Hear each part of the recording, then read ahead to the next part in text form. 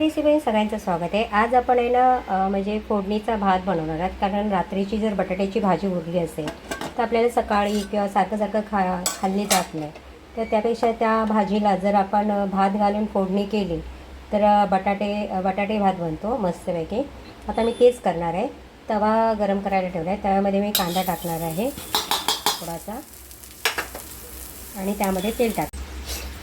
कांदा भाजून घ्यायचा थोडा। कांदा जर भाजून परतला ना की त्यानंतर मग आपण भात टाकायचं, म्हणजे आपला साधाच भात आहे आणि तो फक्त बटाट्याची भाजी उरली ती सारखी खाल्ली जात नाही। त्यापेक्षा कधी आपण वडे पण करतो किंवा पराठे करू शकतो याच्यापासून, पण त्यापेक्षा असा बटाट्याचा भात केला तर खूपच छान लागतो। त्याबरोबर वरणची पण गरज लागत नाही। कांदा भाजत येते मध्ये आपण आपला भात टाकूया, त्यामध्ये भाजायला गरम करायला।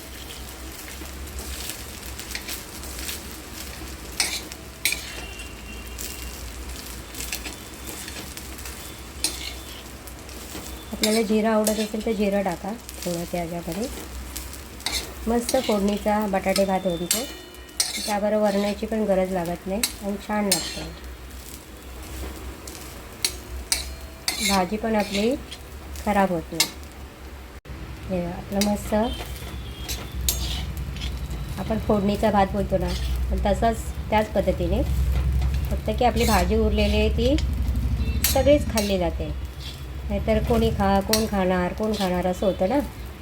त्यावेळी असं भातामध्ये टाकायची आणि मस्तपैकी पुलाव म्हणजे बटाटा भात बनतो। आता त्याच्यामध्ये आपली ही जी भाजी आहे ती आपण त्यामध्ये ॲड करूया। आपण यामध्ये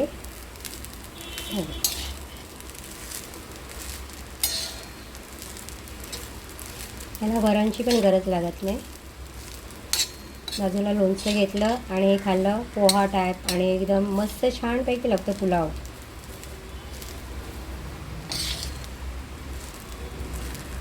सगळीच भाजी पण संपते आणि भात पण संपते।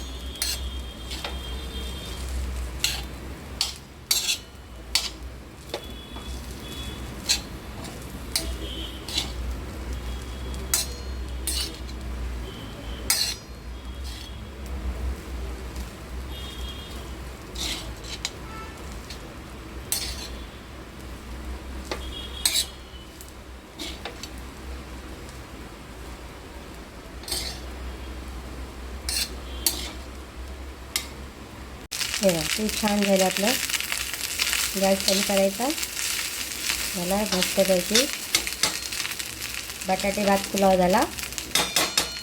अशी रात्रीची भाजी उरली की त्याचं असं करून खाऊ शकता मस्तपैकी, किंवा त्या बटाट्याच्या भाजीचे वडे पण बनवू शकता किंवा पराठे पण बनवू शकता। सोप्यातली सोपी पद्धत काय, म्हणजे तेलाचा पण बचत होते। तेल पण जास्ती खायला म्हणजे जास्ती कॅलरी आपल्याला खायची गरज लागत नाही। हे आपला पुलाव भात असा केला की मस्तपैकी होतं।